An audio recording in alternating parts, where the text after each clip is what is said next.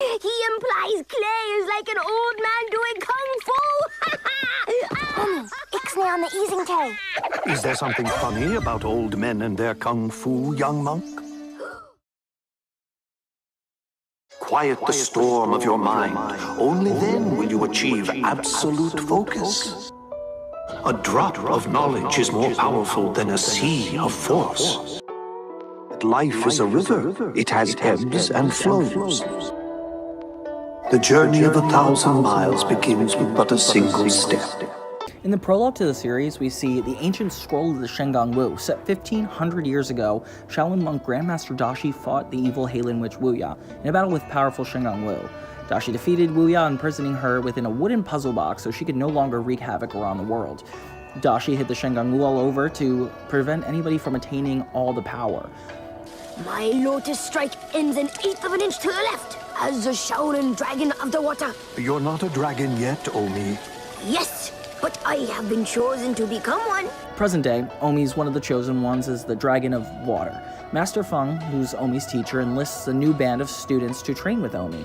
Speaking of surprises, I have one for you, Omi. New students are joining the temple. New students? This has never happened before. At least, not in my lifetime. They're Brazilian Raimundo Pedrosa, What's up?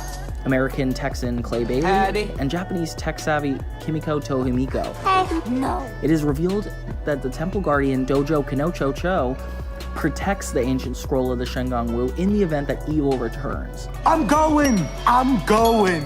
Meanwhile, evil boy genius Jack Spicer receives a mysterious package from his father. Can't you see I'm on an evil rant here?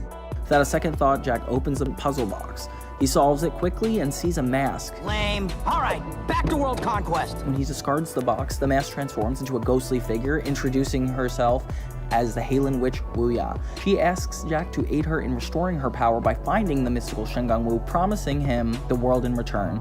This event causes the hidden artifacts to activate one by one, only able to be detected by Dojo and Wuya. Citizens of planet Earth, I now rule you with the Mantis Flip Coin. The first to be revealed is the Mantis Flip Coin, which... Whoever holds the coin will leap with the skill of a mantis. They arrive in San Francisco, where Jack arrives first to claim the powerful item. May we please have it? Omi humbly requests that the artifact be handed over for safekeeping.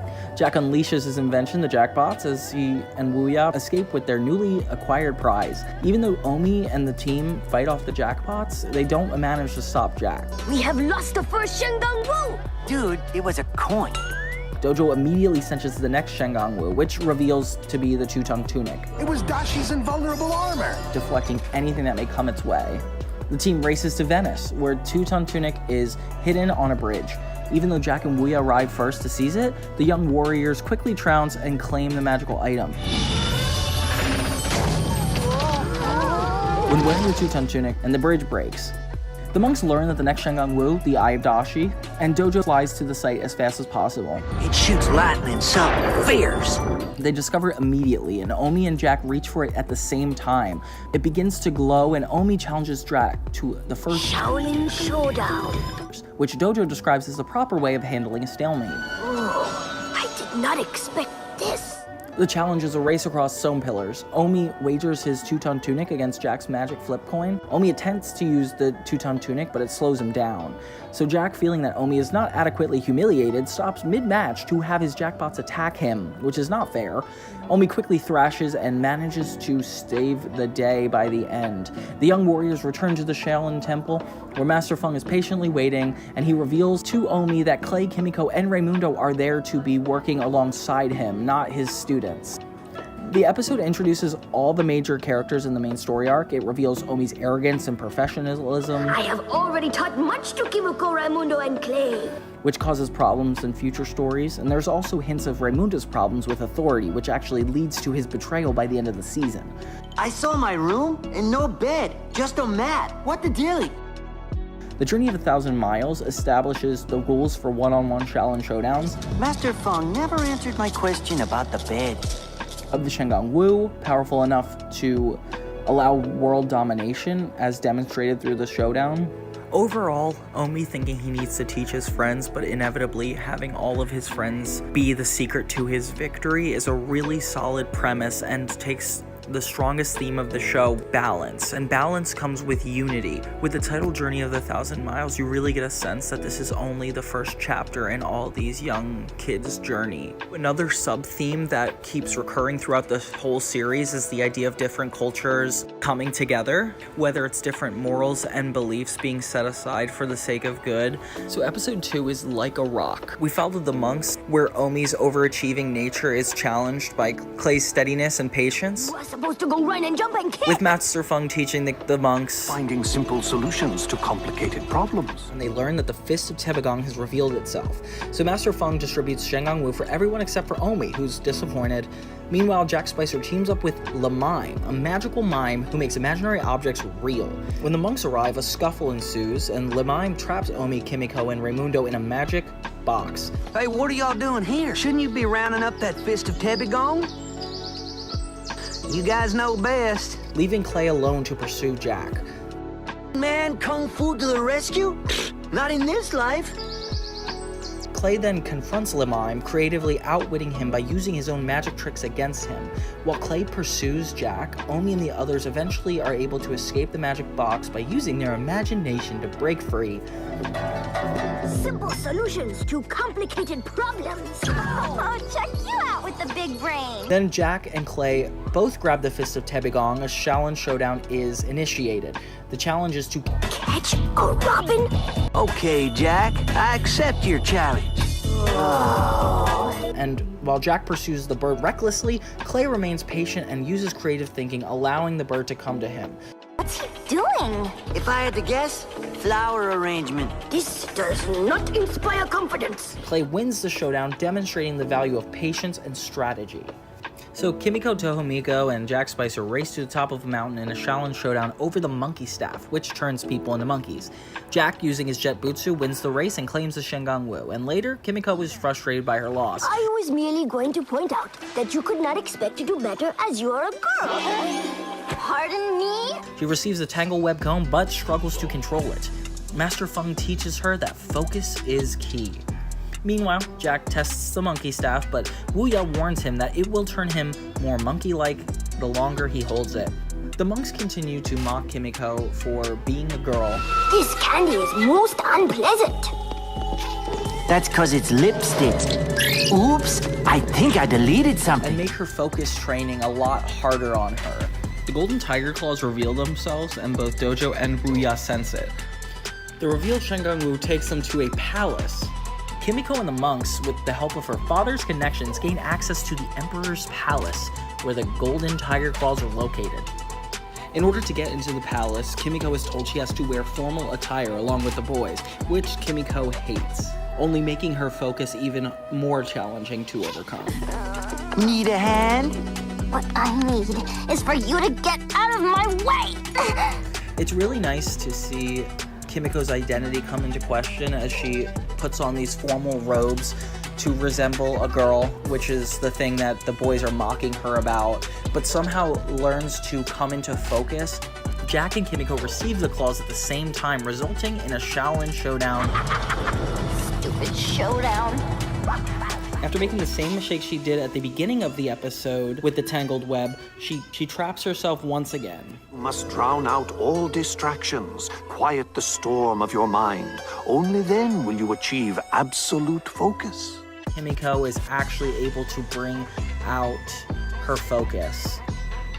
Kimiko's at first hindered by her formal attire and her identity, and manages to regain control of the Tangle Web Comb and defeats Jack, winning both the Monkey Staff and the Golden Tiger Claws for the Xiaolin Temple. After the showdown, earns the respect of her fellow monks, and Jack is left disappointed once again. Wuya recruits a new ally at the end, Katnape, to help reclaim the Shengang Wu for the Heilun side, to show how deceptive she can really be. Shaolin monks are training with the newly acquired Golden Tiger Claws when Dojo interrupts, announcing the activation of the changing chopsticks. The changing chopsticks are wondrous Shengang Wu. They can shrink you down to the size of a grain of rice. This is also a lesson in how kid shows need to use repetition in order to remember common story elements in the 2000s. Jack's only got one Shengang Wu. A pair of chopsticks that can shrink him to the size of a grain of rice. They fly to Easter Island to retrieve the new Shengang Wu, but face Jack Spicer, Wuya, and their new ally, Cat Nappe, from the last episode. Omi challenges Cat Nappe to a showdown, wagering the Golden Tiger Claws against her Fist of Tebegong, and Cat Nappe wins immediately. What happened? I blinked and missed it. Then back at the temple, the monks are upset about their loss, but Master Feng brings in the lesson of the episode that There are no lessons in victory, but 1,000 in defeat. Master Feng tries to teach them a lesson through a glass elephant. I challenge you to steal this elephant from me. If you succeed, no chores for 1 week. Oh, yeah, cool, yeah. But if you lose, you must hand scrub the floors of the Grand Hall. Well, that's plumb disappointing. He basically cheeses it and tricks them to be doing the chores anyway. Meanwhile, Cat Nappe enjoys her new powers and eventually abandons Jack and Wuya. The monks track her down. There are a dozen stories on the web about a girl in a cat costume robbing stores and then disappearing. Cat Nappe. Wow, what deductive skills. In their first encounter, Clay has an opportunity to stop Cat Nappe but cannot because of his chivalry, I'm sorry, man, but do you have some male kinfolk I could fight instead? leading Cat Nappe to escape with the Shengang Wu. Clay, man, haven't you heard? Chivalry is dead. Tonia Land, which is an amusement park. Clay restrains from Cat Nappe with a bear hug, A bear hug ain't fighting. allowing Omi to retrieve the Golden Tiger Claws. Despite not getting a chance to use the Golden Tiger Claws, Omi realizes the power is too corruptive and decides to sacrifice it for the greater good, and throws it in its own portal to the Earth's core, only to be stuck there, or so it seems. Meanwhile, back at the temple, the monks reflect on the lesson they learned from Master Feng, and that they should never bet against Feng. I shall guard this jade monkey. If you can steal it from me, Pass. Ditto. Wait for me. I mean no disrespect, Master, but I am so out of here. Jack Spicer's looking for a new villain to join the Xiaolin side. Tubby Mora, an enormously overweight ninja, comes in for the interview. Things appear to be going poorly when Wuya suddenly senses the activation of a Shengang Wu, the Sword of the Storm. Proof of my skills. I shall bring you this Sword of the Storm, free of charge. Hi! Free of charge? And Jack accepts happily. Meanwhile, at the Xiaolin Temple, Dojo seems to have a cold, but his symptoms are actually a result of a newly activated Shengang Wu, the Sword of the Storm. I've studied this particular Shengang Wu for many years. There are things of which you must be aware when using this wind Shengang Wu. Oh, man, this dude can talk. Raimundo drowns out the explanation with a daydream about being a famous surfer. Do you feel prepared for this challenge, Raimundo? Huh? Do you have any questions about the Sword of the Storm? Omi calls Raimundo back to reality and they head towards Monte Carlo. When they arrive, Omi suggests they split up to cover more ground, and Raimundo decides it will be easier to see the beach while surfing, but instead trips on the Sword of the Storm, which he has mistaken for driftwood. Tubby Mora arrives and challenges Raimundo for the sword.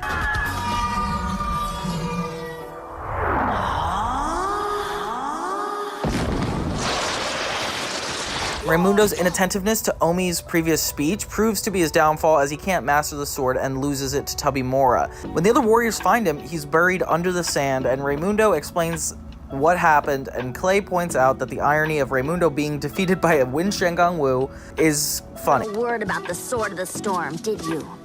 I, might have missed the middle part.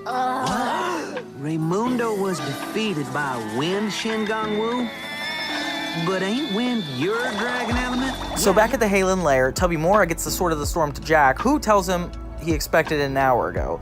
Tubby Mora apologizes, and when Wuya criticizes Jack, he says that he did not let Tubby Mora know he did a good job, so that way he wouldn't ask for more money. Meanwhile, Raimundo's feeling down because he lost the Sword of the Storm, and Kimiko insists that Omi cheer him up.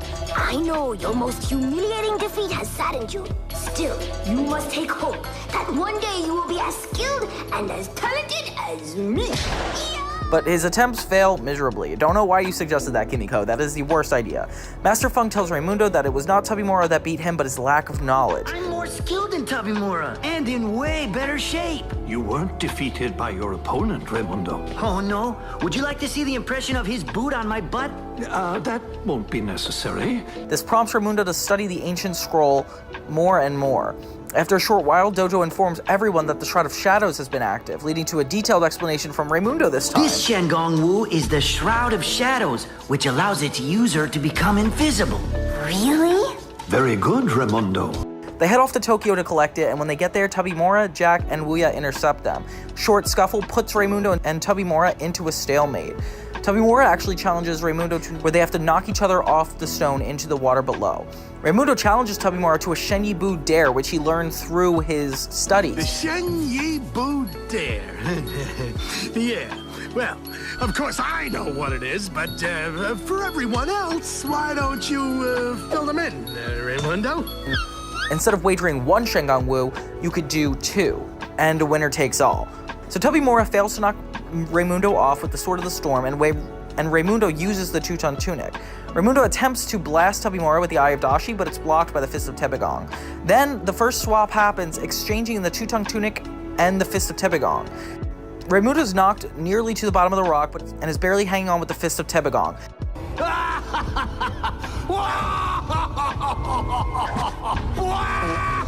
Now that's what I'm talking about. Raimundo chooses to combine the Eye of Dashi and the Sword of the Storm, allowing him to fly above Tabimura. Raimundo becomes intangible and has a masterful control of the wind. He easily trounces Tabimura and wins the showdown. Back at the temple, Kimiko and Clay tell Master Feng what happened, who states a Shen Yi Bu Dare has not happened for many centuries because of its difficulty. When Dojo wonders where Raimundo is, they learn that he's studying again. But it turns out he's actually playing video games instead. It's really interesting to see that Raimundo, when he sets his mind to something, he actually is capable of doing something incredible, which must be frustrating for Omi, who talks a lot but doesn't necessarily take action as much as Raimundo would. Next, the episode begins with the Shaolin monks honing their skills by attacking each other with Shengong Wu, which is the coolest thing ever. I love watching these pit against each other. With Clay choosing the Eye of Dashi, Kimiko choosing the Third Arm Sash, and Raimundo choosing the Fist of Tebegong. Omi defeats the other three by predicting which Wu they would wager. I knew your frustration would lead to your own defeat. They proclaim that they should not have trouble defeating Jack Spicer as he only has the Jet Butsu and the Changing Chopsticks, which shouldn't cause trouble. Meanwhile, Jack's using the Changing Chopsticks to utilize technology in a new machine. Who are you calling useless, you hovering hag? What is this abomination? Ugly, huh? After demonstrating to Wuya the chameleon bot, they learn it could imitate any form of the characters, and the most important being Kimiko. Later, Kimiko receives a message from her PDA from a secret admirer from the vault of Shengong Wu, which, how many people could that possibly be? She's only with 3 people on the daily basis. After she arrives, Jack shows up with the chameleon bot and fights Kimiko, actually kidnapping her and leaving the chameleon bot to replace her. The next morning, Raimundo tries to beat Omi's tiger instincts with a candy under the cup game. Here, enjoy the tooth decay. Hey, fellas! What up, Raimundo? Those shoes are really nifty. Raimundo and Clay are completely fooled by the disguise, but Omi starts to have doubts at the way she's talking and her manner. Meanwhile, we learn that Kimiko is imprisoned by Jack and he is in a cage. He starts to flirt with her, which is very problematic. Afterwards, Kimiko watches helplessly from her cage. The helmet of Zhang reveals itself, so Jack and Wuya have to leave Kimiko in the cage. This gives her time to transmit a virus via her PDA to Jack's security system. And so, we begin the search for the Helmet of Zhang. It gives you eyes in the back of your head. I presume you get to keep the ones in front as well. As they get to the Helmet of Zhang, Jack manages to challenge the chameleon bot as Kimiko to a Xiaolin Showdown, leading to my favorite joke of this episode. First one to grab the Helmet of Zhang wins. Hunky Jack Spicer, I accept your challenge. I'm not up on the slang you kids use. Does hunky still mean dreamy? She purposely loses, allowing Jack to win all the Shengong Wu, including the new one. Got it. She's got it. She doesn't got it.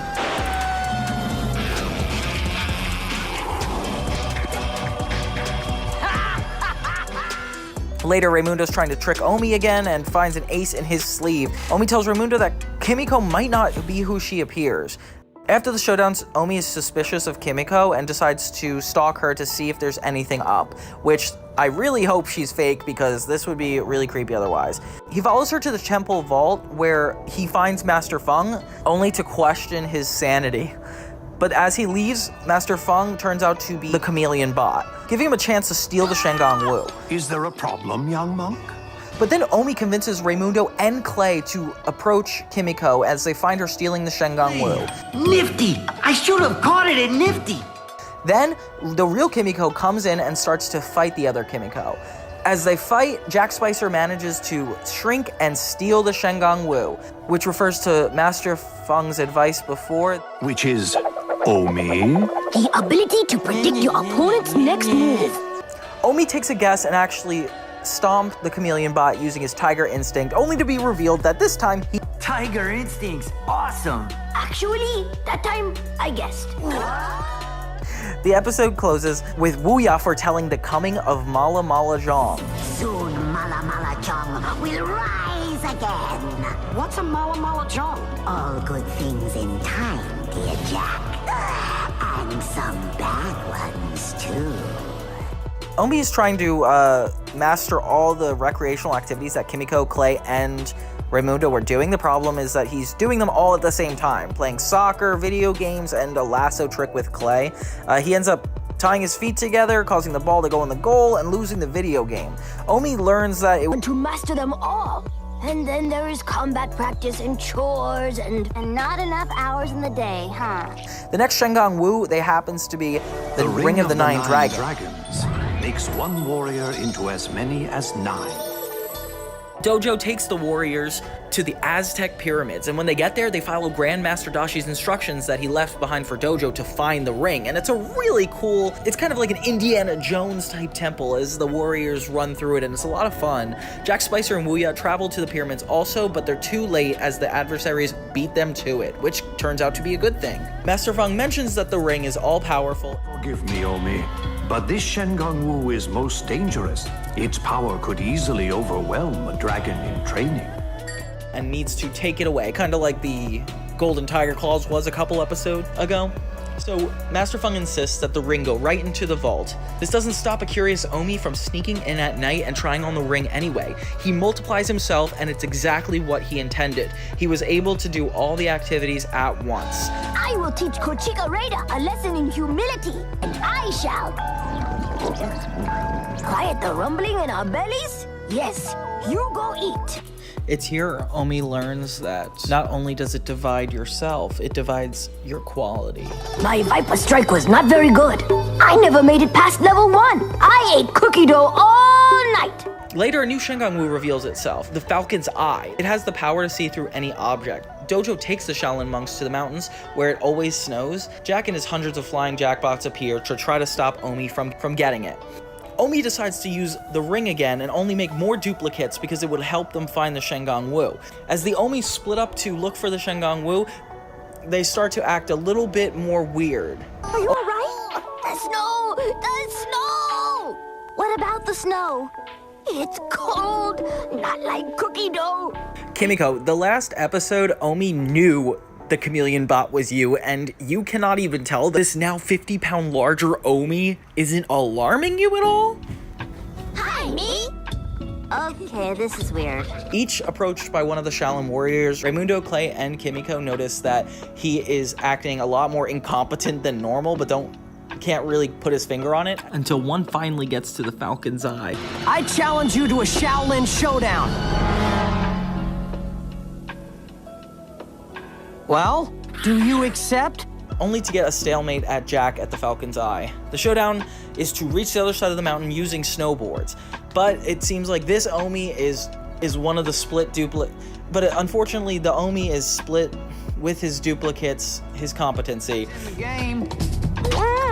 Game. Throughout the race, we learn Omi's mistake, and he's able to come back as an avalanche causes all the Omis to reappear, giving Omi back his capabilities. But in the last moment, Jack wins the Falcon's Eye, causing Omi to lose. Everybody returns to the temple where Master Feng is upset with Omi because he was disobedient, so he has to do chores for an hour. Raimundo cheers on Omi, telling him it wasn't ready for him, so it might not be ready for Jack, which makes the episode leave on a positive note. But it's really cool that Omi does have to pay the ultimate price for his mistake, and that not every episode ends in a positive note. It keeps me wanting to go back for the next episode to see what Jack is willing to do with the new Shengang Wu he just stole. The next episode begins with the Xiaolin monks searching for a newly activated Shengang Wu at a volcano. It's a black dragon statue. They don't really know what it does. Jack arrives after a fierce contest of everybody trying to get into the volcano using these blankets that actually end up with them going in the air. Clay manages to snatch the black dragon. Omi manages to face off with Jack in a Xiaolin Showdown. Omi becomes victorious, but Jack still tries to get away with it. Dojo is everybody's last hope, but as a dragon, he's unable to blow fire. Finally, our first Dojo episode. Back me up, Clay. What's that? I'm still cleaning soot out of my ears. Back at the temple, Kimiko discovers that the dragon is actually covered in soot and accidentally activates it, turning into a sapphire statue. The sapphire dragon emerges. Master Feng realizes that this is no black dragon, this is the sapphire dragon, a Shengang Wu that actually is used as a last resort. They make fun of Dojo throughout this episode on how all he is a flying dragon, which is a recurring thing of the show, of him being bullied, I guess. It's a mouse. I know, but he might have been armed. You just don't know these days. Dojo, why are you acting jumpier than a long-tailed cat in a room full of rocking chairs?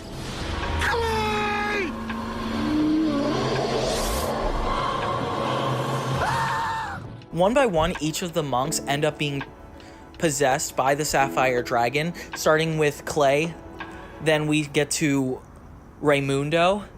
And then finally, even Omi. And this is like the most hope is lost moment, because those are all the main characters. Like, as an audience, you don't really know what to expect. You have got to be kidding me!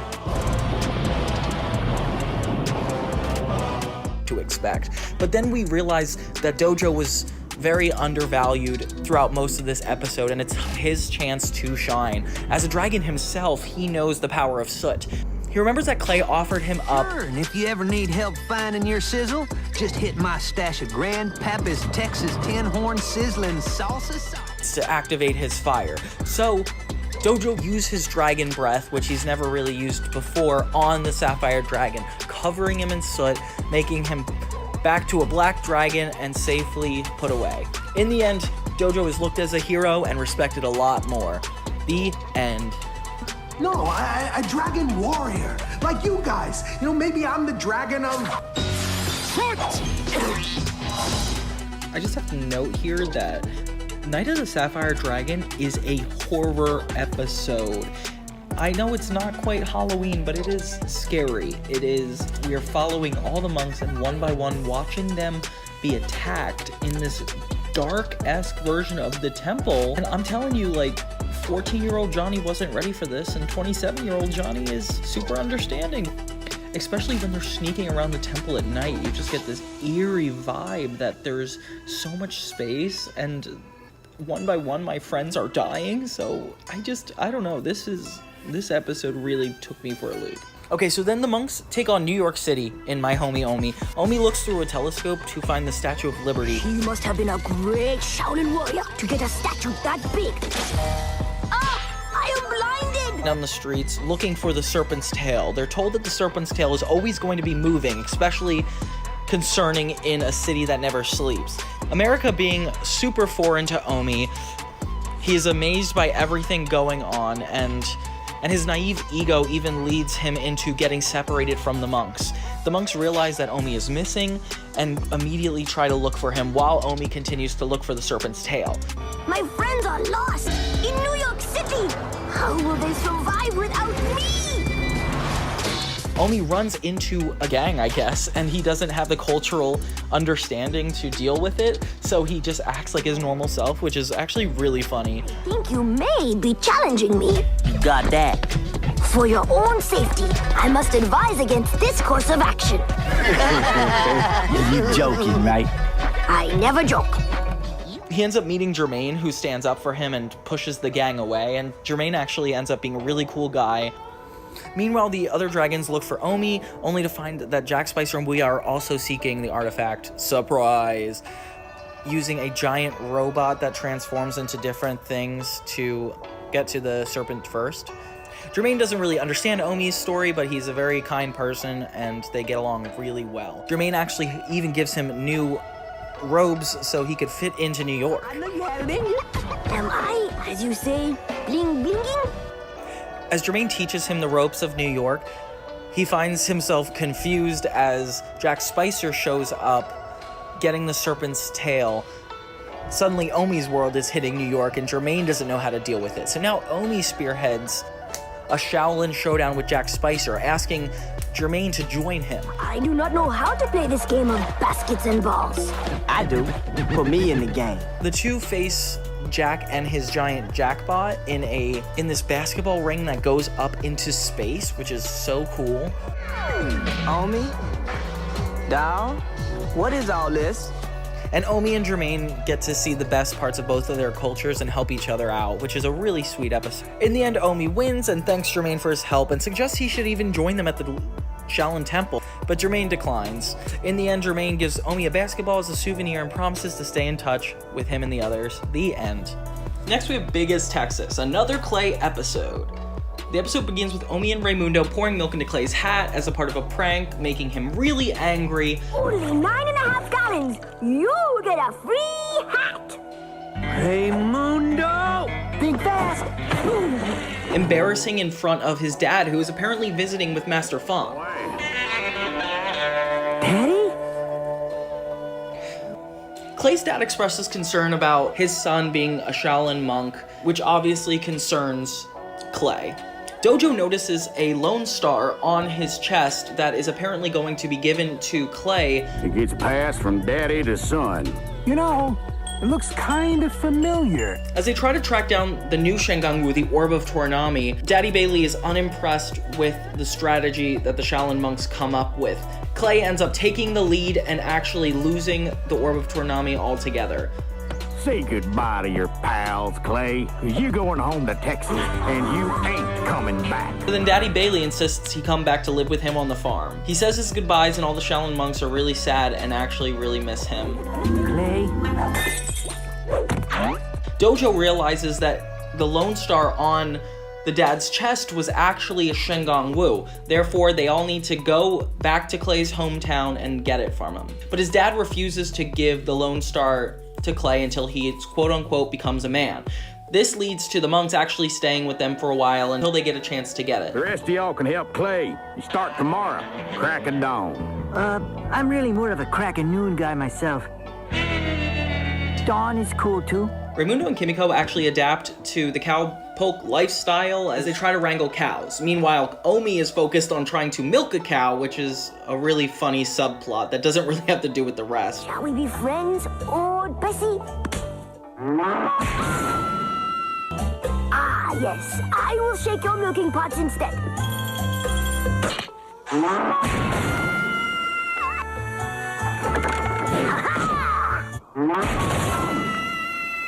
We later learn that Jack has actually taken over Daddy Bailey's ranch, which is really confusing because how much water could you possibly have to fill an entire ranch with water to the extent that they did? Clay proves his worth by challenging Jack to a Xiaolin Showdown. Jack, I challenge you to a Xiaolin Showdown. Clay, I challenge. Crud, all right, you pick. Where they have to find a needle in a haystack. I thought soccer dads were bad. Daddy, I love you. But if you don't mind, zip your yap and let me get the job done my way. Huh? Clay eventually comes out on top after a giant storm, and Daddy Bailey is finally impressed, rewarding his son with the Shengang Wu. Clay is finally able to return to the Shaolin Temple, and everything is good. Ah, who is the master now?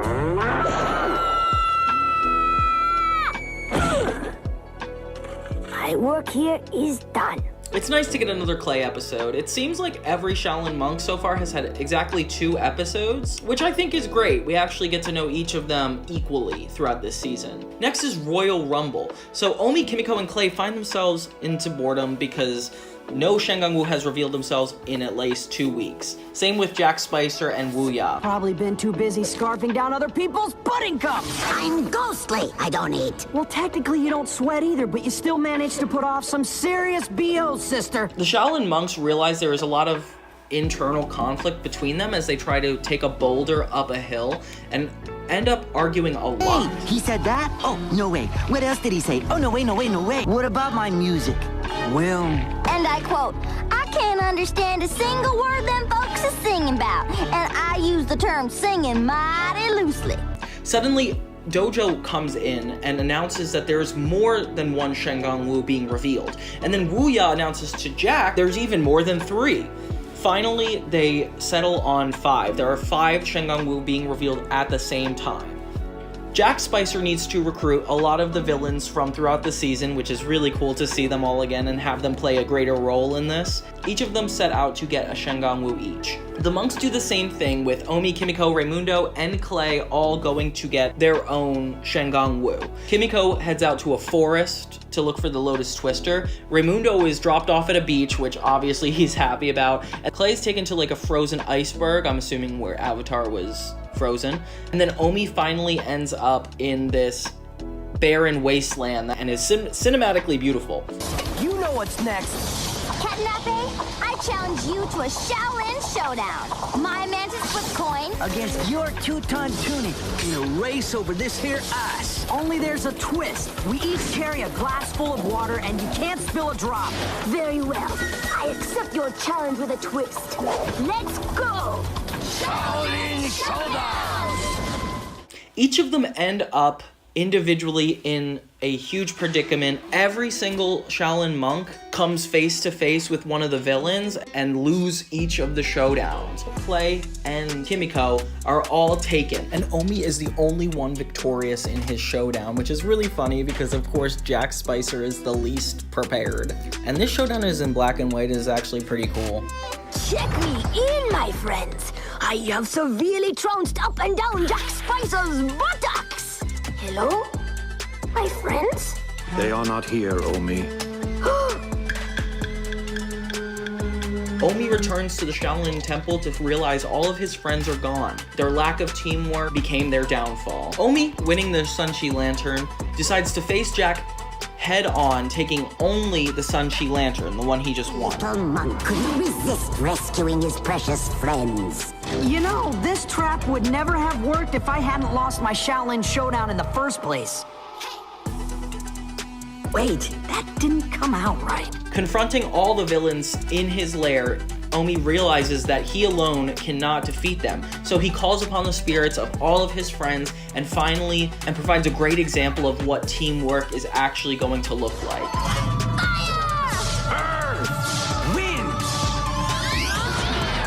In the end, the Xiaolin monks realize that they need to work together as a team in order to take down evil, and it's a really beautiful episode, especially leading into especially as we're preparing for the next 2-part season finale.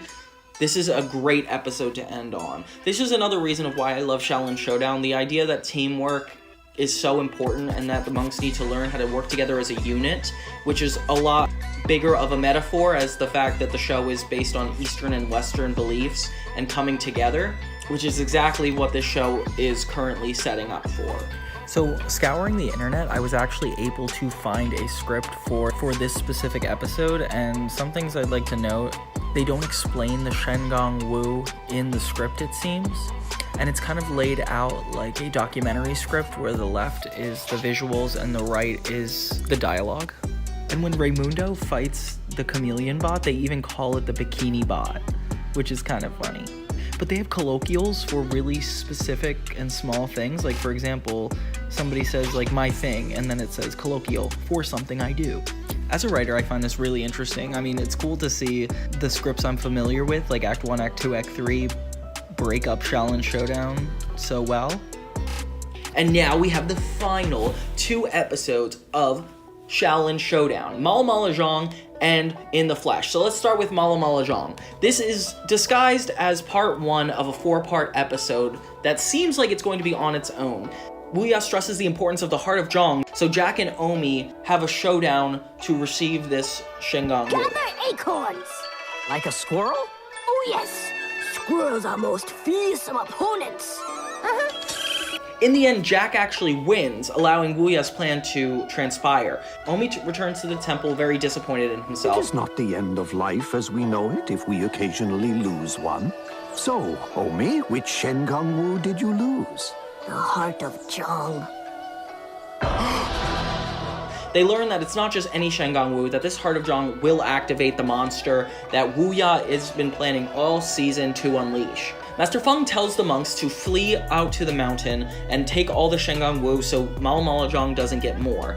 Meanwhile, him and the other monks that live at this temple, which is really interesting, I feel like only in the first season do we actually talk about all these monks being present at the temple, especially with the later part of the series, it doesn't ever come back up. I just want to say that the Shaolin monks were such a missed opportunity for Xiaolin Showdown. I feel like this is something that the Avatar The Last Airbender does really well with having the elders set an example for them and even having like mentor-like relationships like Master Roku, and I think Xiaolin Showdown could have benefited from that. Although being more geared toward the kids does work out really well in this show's favor because it's not about questioning authority as much as it is about social issues you have with one another. Overall, the only reason this is coming up is because of the monks being so present in the first season. As we go forward, we see that they're a lot less involved, which maybe is a good thing in terms of the comparing it to other shows like Avatar. But I love seeing all these monks preparing because it reminds us that the main cast is a lot younger than the rest of them and they have a lot to work toward as Shaolin monks. So Master Feng sends them off to devise a plan. This is no time for recklessness, Raimundo. Do as you are told. Right, come on! Time to ride, partner. Raimundo, we must leave. Quick side tangent, in Night of the Sapphire Dragon, they were absolutely clear that the dragon was used as a last resort. And I feel like this moment is pretty last resorty. Maybe the Sapphire Dragon can actually help everybody in this scenario? I don't know. Maybe it's just not obvious, but at least show us the Shengang Wu or show why it doesn't work. I think this could have While they're in the mountain, Raimundo gets really impatient and realizes that they should be fighting, so he inevitably takes the Sword of the Storm and goes all the way back to the temple. There, Wuya is already defeating all of the Shaolin monks, and Raimundo is almost too late. Raimundo, Master Feng, I've come back to... I told you to protect the Shengang Wu. But...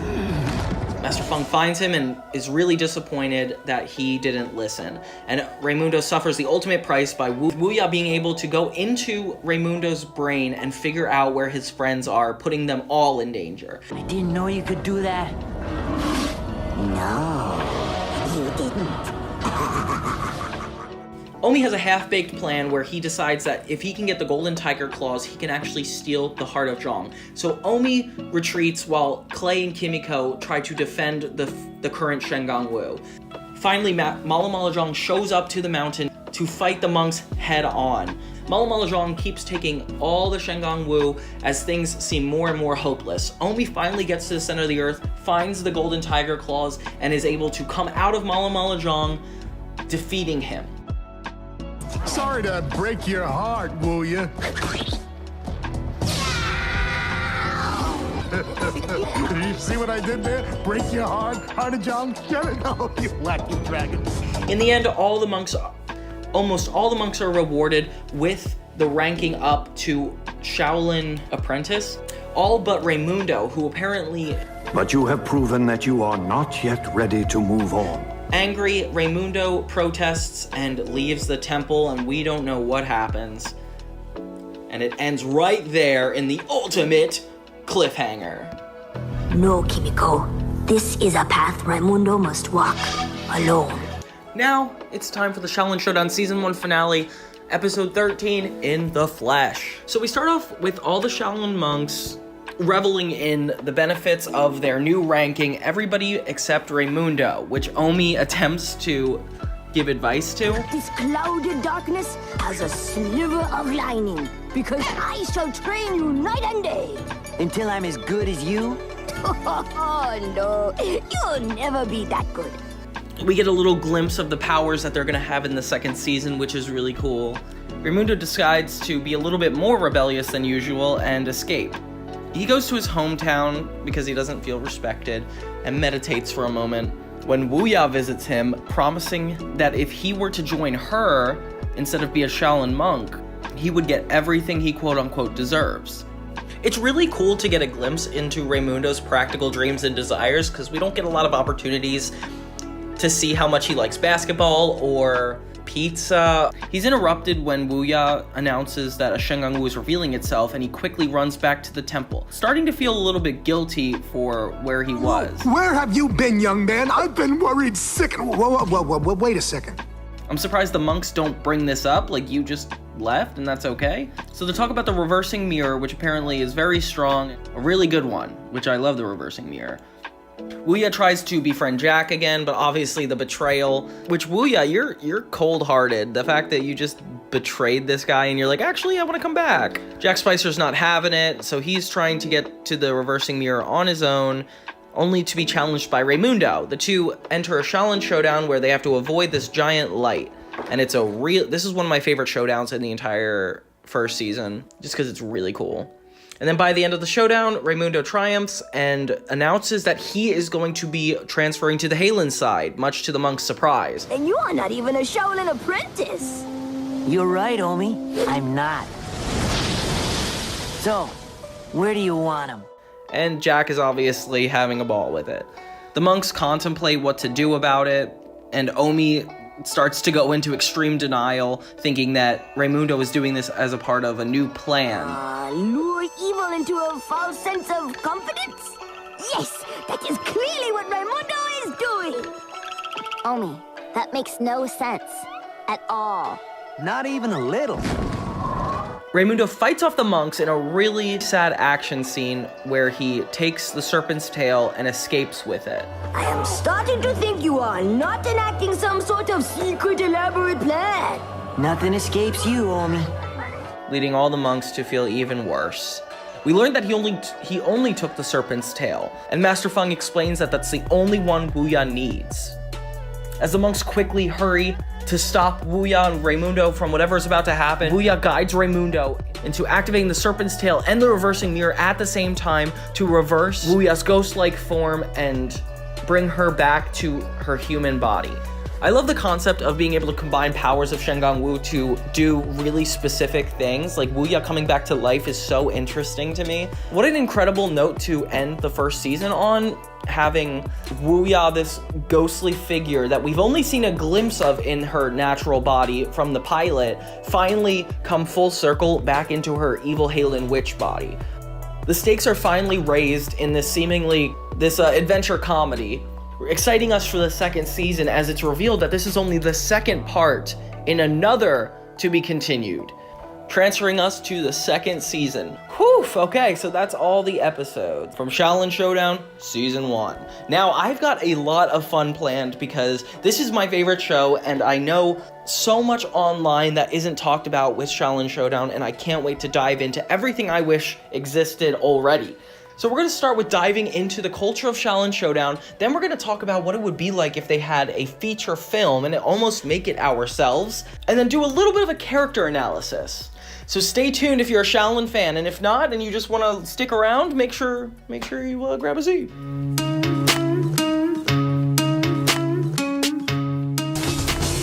My friends, prepare for a most fearsome battle.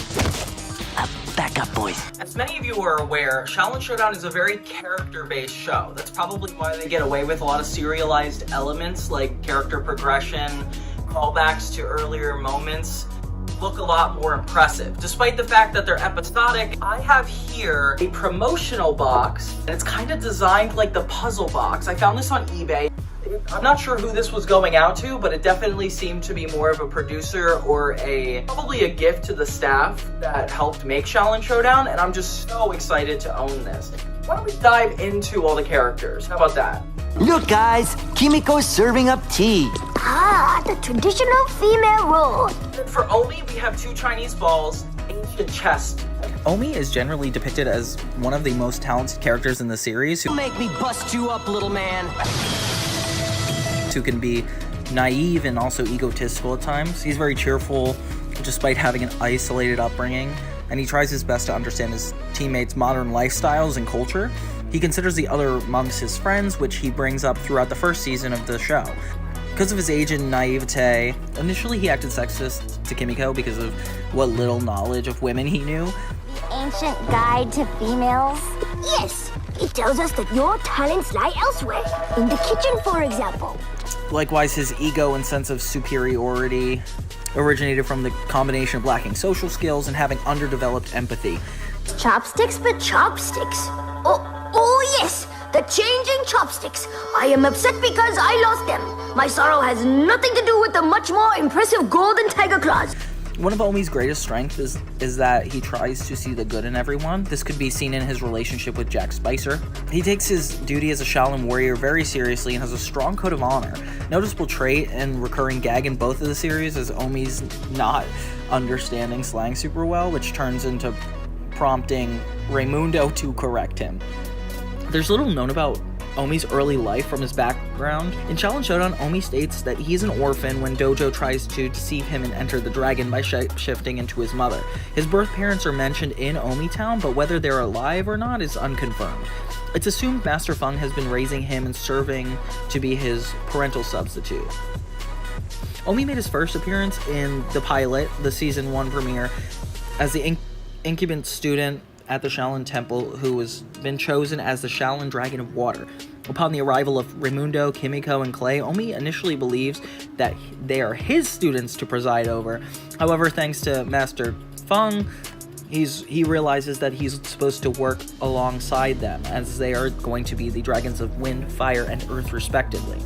His presence is constant throughout the first season, with the underlying theme of him and the other monks learning how to cooperate with each other. Despite Master Feng's warnings, Omi uses the titular Shengang Wu in Ring of the Nine Dragons and ends up making several clones of himself. The consequence is that he loses the following showdown against Jack Spicer. He's the only monk who doesn't fight in Royal Rumble and tries to keep everything together. This leads Omi to being the only monk who didn't lose their showdown against Jack Spicer's minions and to be captured. Using the Sunshi Lantern, Omi manages to defeat the villains and free his friend at the conclusion of the episode. During the events of Mal Mahjong, Omi figures out a plan to stop the ancient Xiaolin warrior whom Master Feng instructed the monks to flee from as it approached the temple. And in the flesh, Omi doesn't believe that Raimundo could have possibly turned evil until the latter steals the serpent's tail from him and the other monks, which he tearfully realizes it's true. Omi is the only monk without a last name. Likewise, the status and whereabouts of his birth parents are never mentioned in either the original series or the reboot. He's the first character that the creator, Christy Hai, created. Originally, Omi was designed for a video game project that later became Xiaolin Showdown. Omi is the first monk to win a showdown. Overall, he has the most participation in showdowns and is the most successful in winning them. Omi is one of the most important characters in the series and makes up the main title card for both the original series and the reboot. Omi, tell Kimiko and Clay that they're both giving me a headache! Game on! Raimundo has the Chinese symbol for wind. He has a little scroll that actually has information about the production history, little cards of the Xiaolin characters. So Raimundo has short brown hair that is spiky and thick like eyebrows. Raimundo is generally depicted as a laid-back, resourceful character who can be mischievous at times. He's known to be a slacker, avoiding his chores by either using a Shengang Wu as seen in Shard of Lightning, or having others such as Ping Pong or Vlad do them for him instead. Although in the end he means well, his teasing of the other monks come off as very mean-spirited. Omi and Clay are usually his main targets. That's part of the reason why he misses Clay when he returns home. He doesn't take losing well. In Shen Yi Bu, he spends the rest of the day brooding because he lost the sword of the... Though he comes off as laid back and carefree, Raimundo has shown a strong sense of judgment and has bunkered down when needed. He's committed to his duties as Xiaolin warrior. In Xiaolin Showdown, the first season implies that he grew up in Rio de Janeiro, Brazil, and makes several references to it being his hometown. complete with him visiting the city in the flesh. In some promotional and official material, such as the trading card game, Raimundo is described as being a flashy Brazilian circus star. His first major role in the season is Shen Yibu, where he doesn't pay attention to Omi's lecture about the Sword of the Storm. In Malamalajong, Master Feng instructs the monks to take the Shengang Wu they've collected so far and flee the Xiaolin Temple, while he tries to stop Wuya and Malamalajong's upcoming attack with the elder monks. Despite being ordered to flee, Raimundo ultimately returns to help Master Feng, only to help Wuya get inside his mind and figure out what the rest of the monks are hiding. Because he disobeyed the orders, he does not get promoted to Xiaolin Apprentice, and that infuriates him. Wuya then appears to offer him to join forces, promising everything he wants. He ends up joining the Xiaolin side after winning the reversing mirror in a showdown against Jack Spicer, and he later steals the Serpent's Tail from Xiaolin Temple. Are you telling me you've got brain freeze? Owie! Come on. For Kimiko, we have the fire stick candle, which is really cool with this Chinese symbol for fire. So Kimiko is depicted as a headstrong but kind individual who is courageous in the face of danger. She's quite sociable and easily can strike up a conversation with anybody. She's helpful when needed, showing Omi how to play video games in the journey of the 1,000 miles. And she's also sympathetic to other people's problems as she tries to cheer up Raimundo after he loses his Sword of the Storm to Tubby Mora. She's supportive of others and passionate about her interests. Although she's generally level-headed, Kimiko's known to have temperamental issues, and she's accused of being hot-headed, as seen in Tangled Web and the second season. However, her anger is somewhat exaggerated, as she only seems to get mad when rightly so, like sexism from the boys, people undermining her capabilities, and other flippant behavior. That being said, she is shown to be stubborn and sometimes refuses to admit when making a mistake.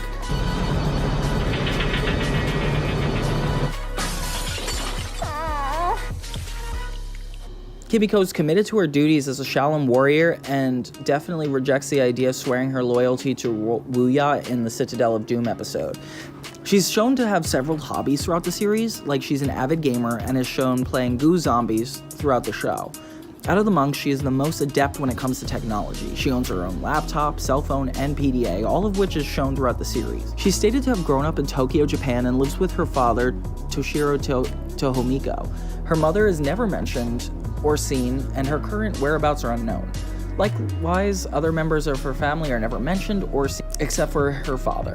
Kimiko has a minimum presence for most of the first season. She and the other monks try cheering Raimundo up when he loses the Sword of the Storm to Tubby Mora in Shen Yibu, with no success, and she's the first character to be transformed into Sapphire by the Sapphire Dragon in Night of the Sapphire Dragon, only to be freed in the end from the combination of Gojo's fire breathing. Her second and final major role of the season is Chameleon, where Jack Spicer kidnaps Kimiko after tricking her with a secret admirer letter. In her place, he uses the Chameleon bot to make a near-identical version of himself to infiltrate the Xiaolin Temple. The only one who seems to notice the difference in Kimiko is Omi. The two of them take down the Chameleon bot. She and Clay make a final stand in Malamalajong against the titular character because of this. We throw at it. Yeah? Well, check this. Yes! We did it! We beat Malamalajong! How do we get in there? Maybe if we knock on the door and ask real nice like? Clay, we don't have much. We have this little CD slip case, but it's kind of designed like the Xiaolin Temple, which is really cool, and in it is a copy of the pilot episode. The creators of Xiaolin Showdown knew how important character was and thought it was important to also give them something distinct to represent their personality. For example, at the very bottom when you remove all the spots, you see another VHS of the pilot.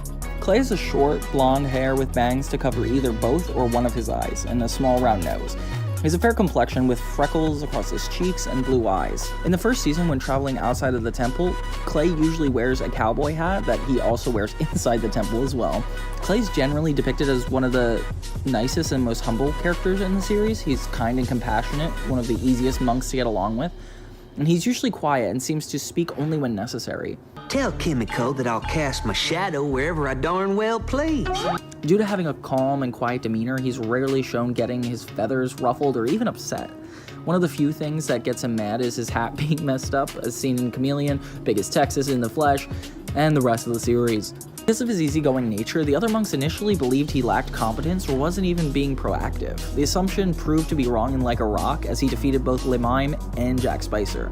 Clay's shown to be quite practical, finding simple solutions to complex matters. He's shown to be honorable and chivalrous, which in consequence Clay initially refused to fight Katnape and his sister Jessie because they were women. Despite being one of the nicest characters in the series, there are instances where he doesn't get along with the other monks, as seen in Royal Rumble and more. Likewise, he could be dismissive and inconsiderate towards others sometimes. Oh, now don't let Rye get you down. You got a fire inside you just waiting to come out. You think? Well, sure, and if you ever need help finding your sizzle, just hit my stash of Grandpapa's Texas Tin Horn Sizzling Salsa Sauce. He has a great passion for food, being a big eater, to the point where Raimundo once quipped that his first loyalty is to pork chops. Maybe so, but it ain't mine. Leastways not till I'm a man. You're not afraid of the dark, are you? What? Me? Jack Spicer, evil boy genius, afraid of the dark? Don't be ridiculous. So Jack Spicer is the self-proclaimed evil boy genius. He's portrayed as incompetent and like this bumbling villain, and his arc throughout season 1 reflects his struggle to be taken seriously as a major antagonist, but his immaturity, cowardice, and lack of skill make it difficult for him to succeed. His initial ambition, like in the pilot, is to just take over the world and collect Shengang Wu, with his only real skill being his ability to make jackpots and technological inventions, but they often fail or malfunction, and despite his big dreams of being a villain, he's often outsmarted and defeated by the Xiaolin warrior. Wuya starts season 1 as a disembodied spirit trapped in a puzzle box, being imprisoned several centuries ago, and her arc focuses on her quest to regain physical form and return to power, and she kind of uses Jack Spicer as her pawn to do so. Luckily, Jack Spicer is power hungry and just objectively wants to have reign over the world, which it makes it easy for her to manipulate him and use him for his physical body, although there is a lot of moments where Jack isn't able to do her bidding. She never really shows signs of caring for anybody, and this promise of power but also taking away her constant ridicule and condescension puts Jack in a position where he's more eager to please her and prove himself than he necessarily is to become an evil villain, and that becomes his downfall throughout this. And that's why we have a little bit more empathy for Jack, especially when Wuya ends up betraying him in the last minute. Put it down as, whoa. Did you say my replacement? Because it's something that we've all seen coming, but seeing Jack's reaction to it makes it seem like he really was a caring person about it, and that he is a little bit...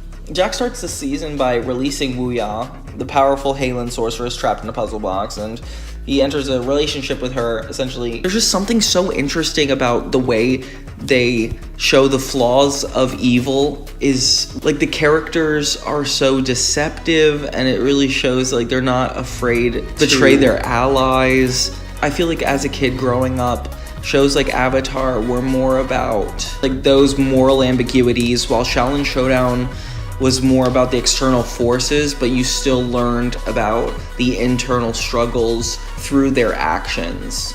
Like Shengang Wu themselves are such powerful artifacts that they can be used by both sides, and the idea of fighting over tools that anybody can wield adds a playful twist to the conflict of good and evil, where it's not just about the innate nature of the characters, but also who controls the right resources. Xiaolin Showdown is unique because it simplifies the battle between good and evil into a fun martial arts-driven adventure.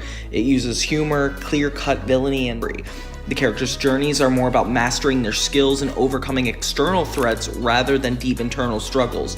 The straightforward moral distinction with occasional detours like Raimundo's temporary defection allow the show to maintain a lighter tone even when dealing with the universal themes of power, ambition, and redemption.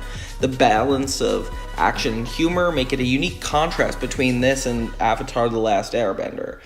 In Xiaolin Showdown, characters grow by facing their external challenges and personal weaknesses. Avatar character development's driven by internal conflict and the struggle to reconcile personal beliefs with actions. Zuko's multi-season redemption arc, Katara's internal struggle with revenge, and Aang's refusal to kill Ozai highlight the complex nature of good and evil, as opposed to Xiaolin Showdown. In Xiaolin Showdown, evil is primarily portrayed as an external force, or there's a clear antagonist that the Xiaolin monks must battle. It doesn't delve deeply into the external moral conflicts or gray areas that often define the human condition in other shows. The monks do struggle, though, with personal flaws, and it's more about the characterization. A really complicated decision. It becomes a lot more intriguing, and the moments that they aren't as cutthroat and dry really stand out. It's also kind of a metaphor for growing up, as the monks are coming more into adulthood, aka rising the ranks. They're given more opportunities to have power, or the Shengang Wu give them a unique handle on it. So there's a lot of pressure to the kids growing up to do the right thing. And it's a very honest view of the flaws in the characters of Xiaolin Showdown are a lot more emphasized. So that way when they come in conflict with their personal traits in terms of like a Xiaolin Showdown or a Shengang Wu, they're really challenged, and in order to fully... The themes are also what really distinguishes Xiaolin Showdown from other shows. While I would say that Avatar: The Last Airbender is more about, I would say Xiaolin Showdown is more in the genre of empathy and cultures coming together despite their differences, as well as like the difference in culture, the difference in their personality, even the differences in their decisions become some of the most important aspects.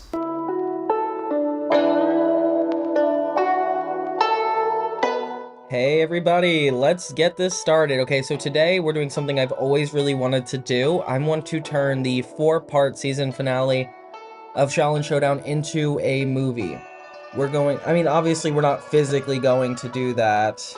We're gonna map it out with images of the episodes or beats that we really want to be a part of this movie. Now, the first thing we have to do is set up our act structure. So we're gonna need an Act 1, an Act 2. For those of you that are not aware of story structure, usually movies are broken into 3 acts. There's the first act, which is like the ordinary world, and then we cross the ordinary world like the character's wants, the character's needs, and then we go to Act 2, which is like the primary story of the movie, like the character's actual journey. There's gonna be like a little midpoint where things get intense, and we kind of end on like a dark moment, and then Act 3 is all about the resolve of the movie. So I think that Xiaolin Showdown has provided us with enough material that we could put all this in. I made a Xiaolin fan book recently, like you can see right here. Made a Xiaolin fan book. So I have actually a lot of the stills and everything I already need preloaded. Now, the way I usually map out my stories is I like to think of the most important moments and then kind of figure out how to lead up to that.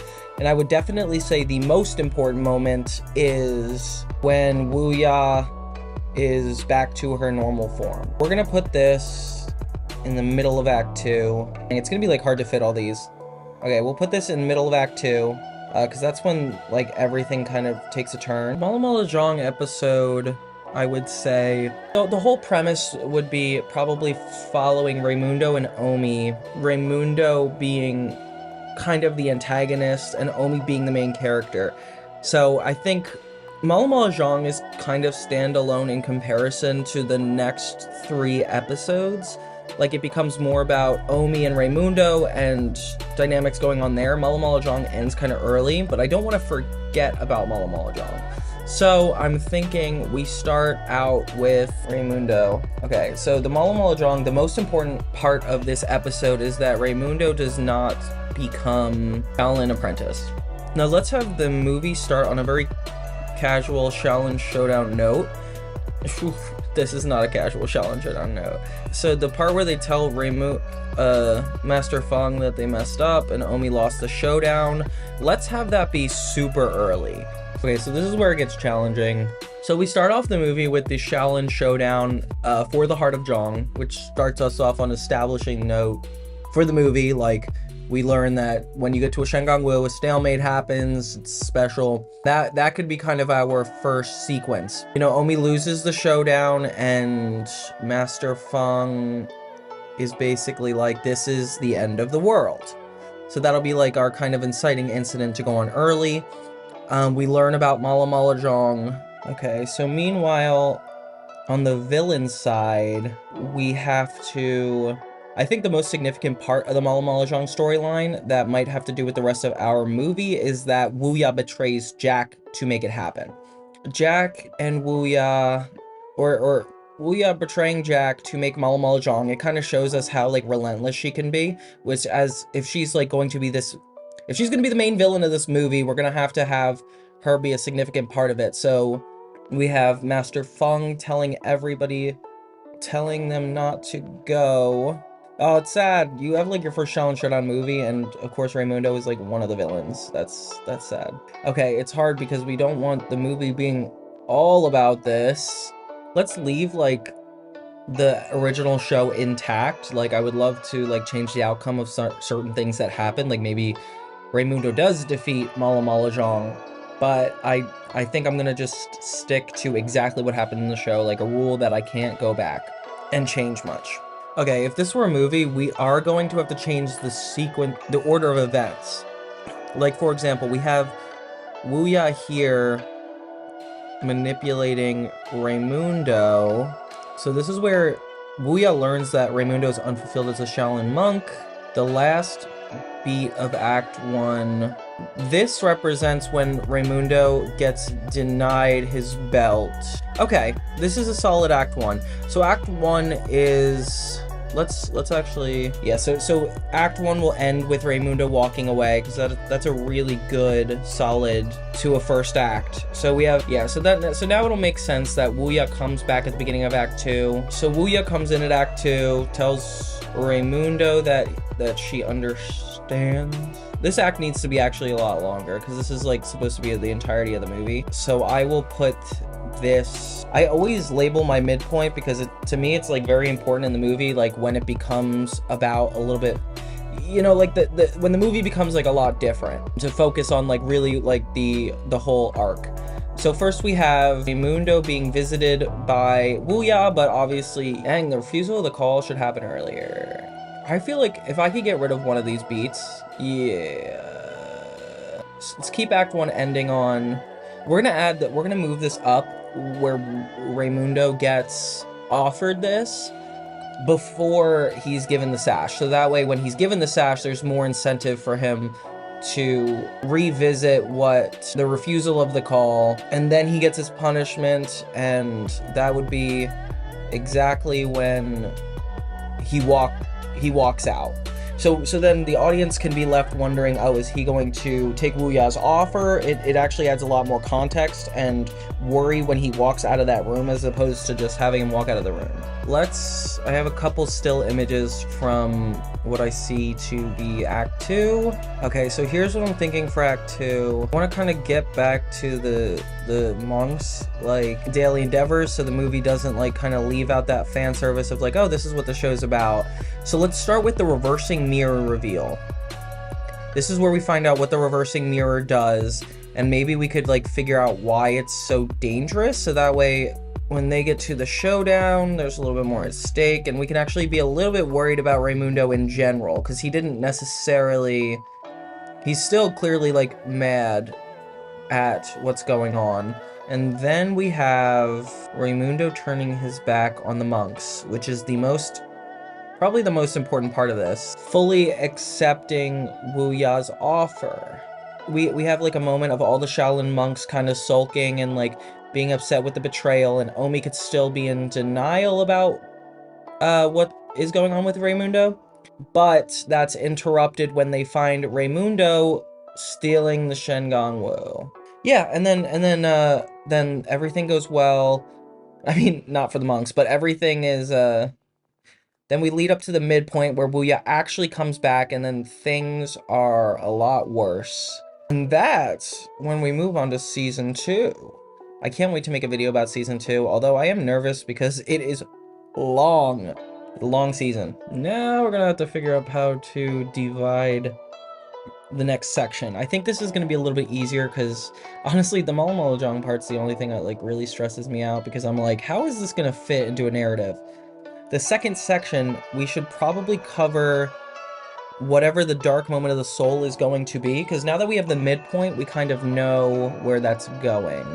Wuya coming back, fighting. This is the part where obviously Wuya is attacking the monks. We have that little moment in there. Them being rescued by Jack Spicer. Desperate times call for desperate measures, I would say. So we get Jack Spicer in the mix.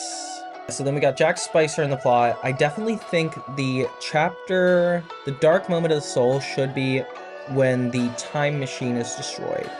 Maybe the time machine should get destroyed, and that's when all the monks get captured. Oh, actually, that should happen in the third. Yeah, like, we're not gonna get, it's gonna get worse. It's gonna get worse from here, guys. Do not worry. Okay, so we got Wuya coming back to life, then Jack starting to help the monks. Cool. How does he help them? He makes a time machine. So the time machine helps Omi as they start their plan to go back in time. Maybe we, okay, then Omi goes back in time and we have the Grandmaster Dashi thing happen, which could seem like it's not an issue at first. Like, we'll do the showdown and then he'll win the showdown. Omi will win the showdown. And then we learn that the time machine is destroyed and or Omi can't get back to where he needs to go. Yeah, so the time machine gets destroyed. I'm actually gonna move this Omi freezing himself to be the end of the chapter, because maybe we think it's like a glimmer of hope right before things get a little bit more downhill, and then we can start resolving it. So Omi disappears, or we think Omi has a plan, the thing that will like kind of take away the audience's perception of it. Okay, so time machine breaks, and then let's have a moment where Raimundo asks them to join and is concerned that Omi's gone. He realizes he might have gone too far, and since they decline, they are sent to prison. Woo, prison! Okay, so they're sent to prison. Cool. We should be safe here. For a while, at least. How'd you do it, Omi? How'd you get back to our time? Okay, so we got Omi returning. Action movies are long, guys, so it's fair. It's fair that this happens this long. Okay, so then we have, everybody's in prison, and that's when Omi saves them. They have a chance to make a plan to get the puzzle box. I think we should combine one of the scenes just to make sure that the pacing isn't too, you know, there's just so much stuff that happens. We don't want it to, we want to still convey the same plot, but we don't want it to get, okay, we're gonna have to speed up the last part, that's for sure. They develop the plan at the campfire, and that's where Kimiko and Clay actually distract Raimundo. So we'll take that scene where they distract Raimundo as everybody else is getting the puzzle box. Raimundo runs back only to find that they are getting crushed. The resolution will most definitely be Raimundo getting offered the sash. Of course, he turns it down, but that's where it should end. And then we have Raimundo's heroic moment, where the person who opens the box opens it, and we put that is the solvent of everything in the movie. Okay, so the Act 3, let's go over. We have the time machine getting destroyed, Raimundo taking things too far, monks going to jail because of it. Then we have, oh yeah, monks going to jail, then Omi gets released to help them. We learn Omi's backstory and kind of how he got there. And then they come up with the plan to distract Raimundo, so that's kind of what happens here. They distract Raimundo, so Omi and Jack can get the puzzle box and use it on Wuya, right? So then, obviously that doesn't go as planned, and Raimundo is the one who inevitably ends up doing it to help his friends. And then we end with a nice resolution. Okay, so here's the full Xiaolin Showdown movie. I don't know what to call it though. I'm really happy with this. So we got Act 1 is a lot of the Act 1 is the Mala Mala Zhang plot line, where we kind of see hints of Raimundo not appreciating where he's at, and Omi losing the heart of Zhang. And then we get to the second act where Raimundo actually starts to be defiant to the point of not only leaving them, but setting Wuya free. And that makes our second half of the middle act be more about the time traveling where Jack teams up with the monks. We see how powerful Wuya really is. The world is plunged into 1,000 years of darkness. So Jack gives this first plan a try where they take the time machine. Omi goes to Dashi to get the time machine. Oh, to get the puzzle box. And then we have Omi freezing himself. And then Omi realizing he can't get back, so he freezes himself. And that's kind of where we end. Kind of like hope is lost moment at the end of 2. And then we start 3, getting a little bit worse, where the time machine's destroyed, so we still don't know what's going on with Omi. Then we have Raimundo trying to get one more plea, but he ends up having to send his fellow friends into jail, where Omi comes back to life. I mean, he's not dead. Omi comes back to help them. They all escape, create a plan to do the puzzle, to make the puzzle box, and capture Wuya. And the plan is enacted by Kimiko and Clay distracting Raimundo. Meanwhile, the puzzle box is being delivered to Wuya, and inevitably, Raimundo gets the puzzle box, makes the choice to stop Wuya completely, which is perfect because it's his issue. So clearly, he's getting the return. And then in the end, Master Feng rewards Raimundo for his bravery. So I like that Master Feng plays a role in this movie, even though it's not super big. He does play like a mentor type figure. We follow mainly the 3 monks, but we do get a good glimpse at following Omi because he's the one who loses the heart of Zhang. He's the one who who believes Raimundo was still good but is betrayed. Then he's the one who goes back in time, and then he's also the one who resolved things by bringing the puzzle box. And simultaneously, the same arc works for Raimundo, where we're justifying why he might want to turn evil. The second act is his transformation into full evil.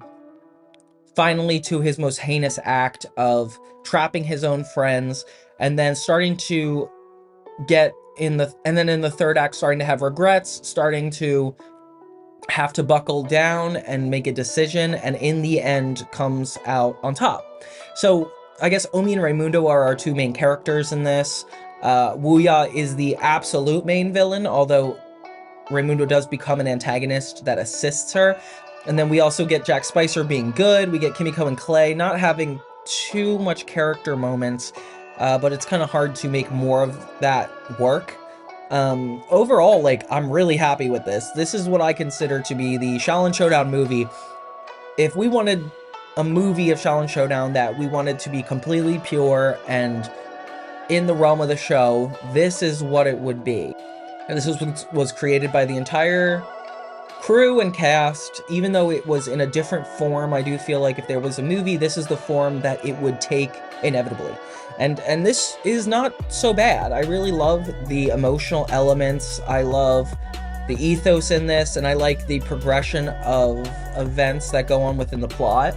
I think it's really strong, and I love that there's a story under it about the message is kind of, I don't know, like putting your ego aside for the greater good, which is definitely a Xiaolin Showdown friendly stance. Overall, like, I loved seeing this together, and it only like makes me really wish that this was a thing, or if you give me all the footage, I can edit it to be a thing, and I would love to watch it in a theater or something. This is Xiaolin Showdown in its purest form, which is not Chronicles, and all the stepping stones of what the show represents. I'm just so happy.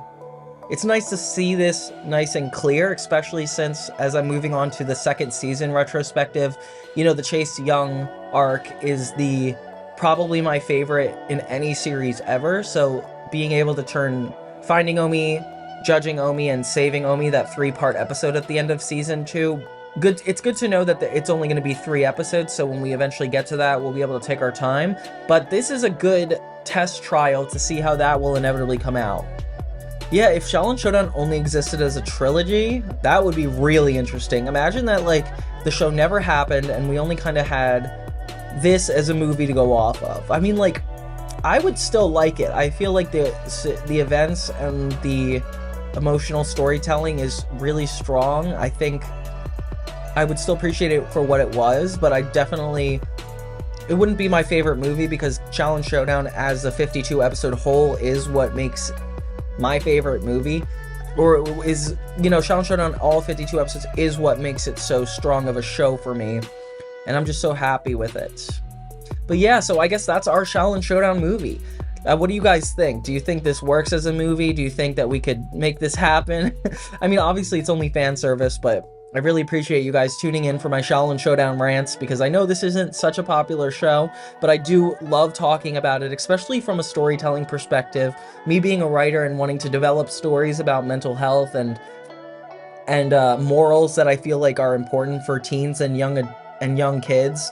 This is definitely a movie I would love to create one day. I know it won't take the form of Xiaolin Showdown, but the moralistic and inspiration, I hope the morals and inspiration can come into a new form for my own projects. And I just have so much fun reviewing story ideas and making plots like this. So let me know if there's anything else we want to turn into a feature that's television. And in the meantime, thank you guys so much for watching, and have a great day.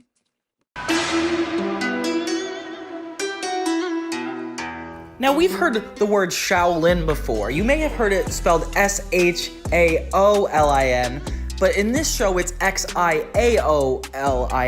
See, I think what the creator was trying to do was distinguish it from the actual Shaolin monks, so they weren't spreading false information. 100 of those are warrior monks.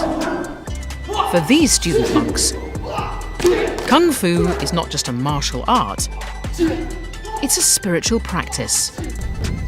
In 2 days, Xu Yangdian will face a test to qualify as a full warrior monk. But they keep the same phonics of Xiao with the X. A common thing that they do in Xiaolin Showdown is taking something pre-existing and changing just some of the phonics to distinguish it. For example, Chi in Xiaolin Showdown is spelled C-H-I, the actual sound of it, so that way Americans can know what it is. Going back to the combination of Eastern and Western culture, they wanted to make a Western type show with Western traits and values in an Eastern style. It's inspired by the actual Shaolin monastery. There's Shaolin monks in China who are known for their practice of like Chan Buddhism, which is Zen Buddhism, and martial arts, especially, but not just any Kung Fu, Shaolin Kung Fu, S-H-A-O-L-I-N. I'm gonna keep spelling it so we don't forget. And the temple's name is a nod to the Shaolin Temple, which has been the iconic symbol of Chinese martial arts for centuries. Another nod to the Eastern culture is the elemental powers. Nice to meet you. I'm Raimundo, Shaolin Dragon of the Wind, in training. The show's elemental powers like earth, water, fire, and wind are influenced by the Chinese philosophy of wuxing, which categorizes natural phenomena into 5 elements: wood, fire, earth, metal, and water. The balance of these elements is the key concept in Taoism and Chinese medicine.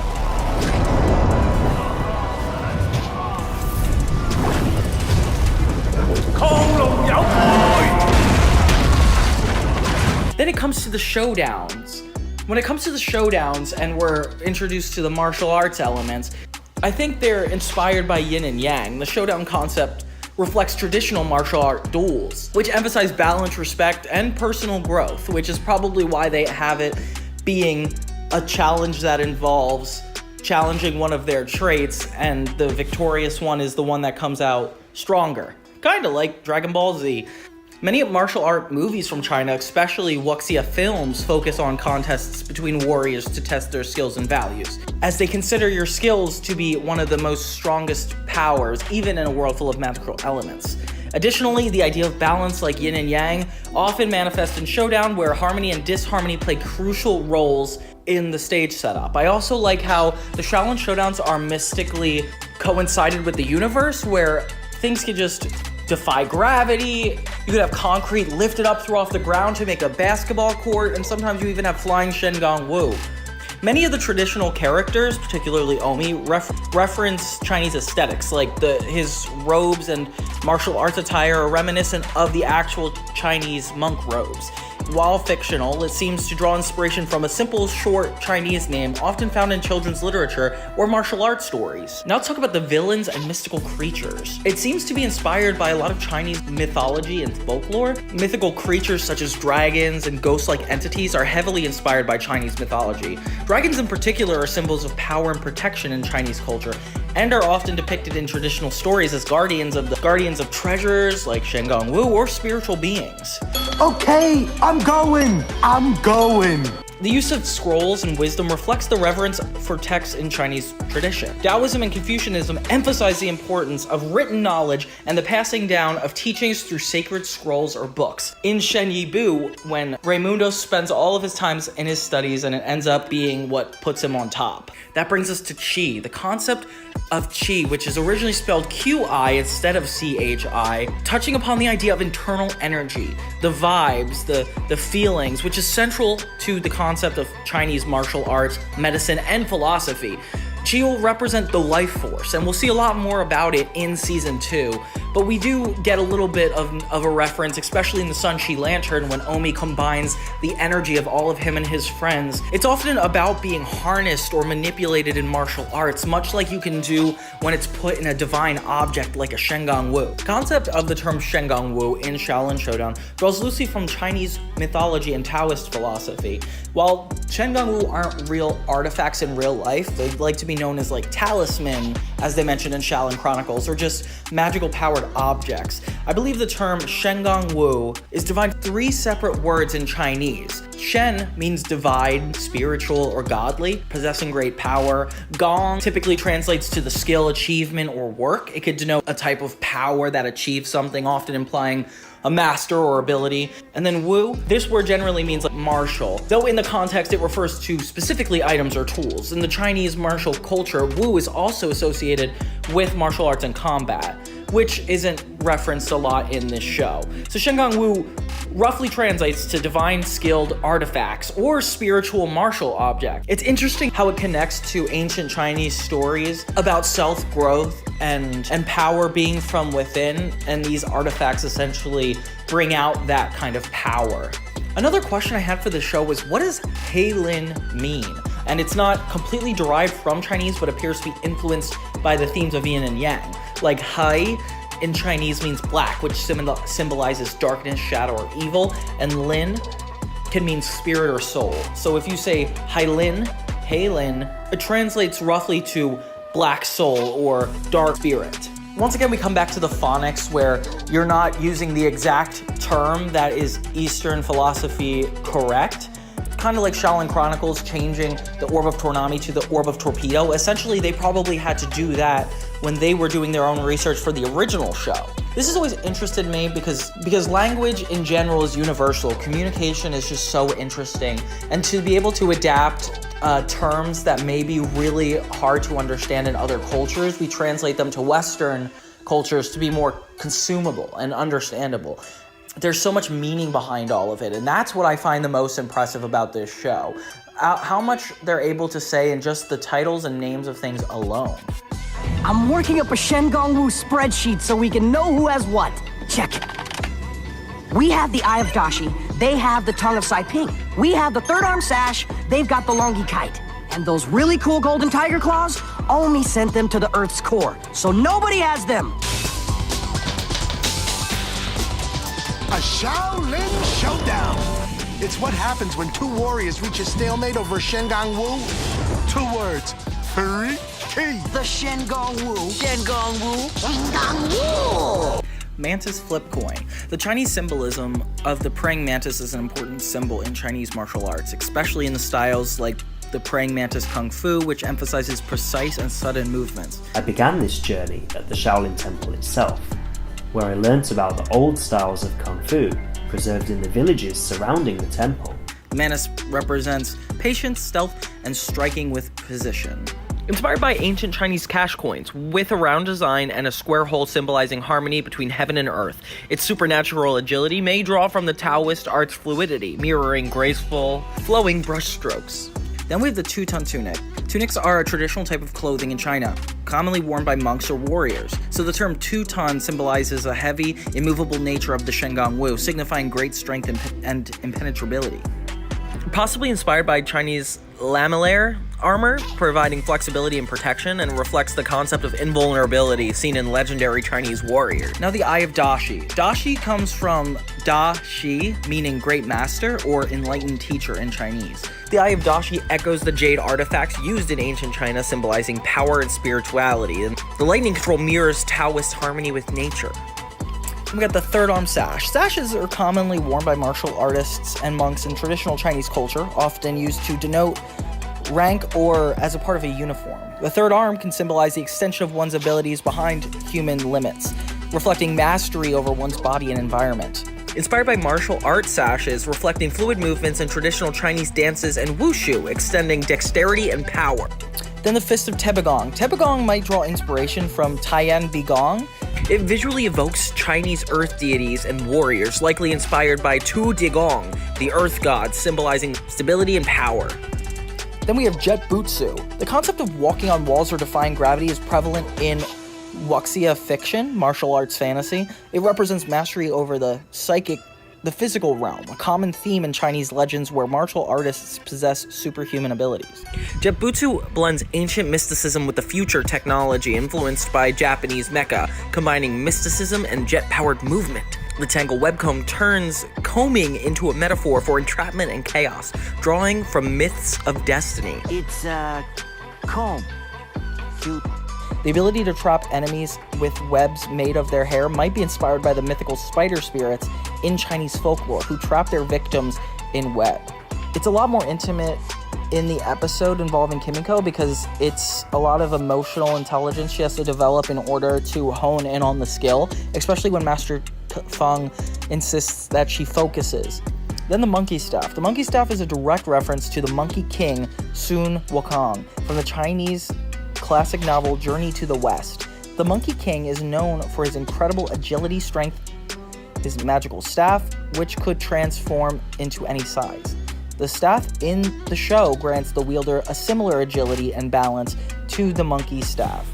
Golden tiger claws. So tigers are one of the 4 sacred animals in Chinese mythology, symbolizing courage, strength, and protection. The golden aspect symbolizes something precious and powerful, while the claws refer to the tiger's natural weapons. In Chinese folklore, tigers are often seen as guardians of the earth and its gateways, which is reflected in the claw's teleportation abilities.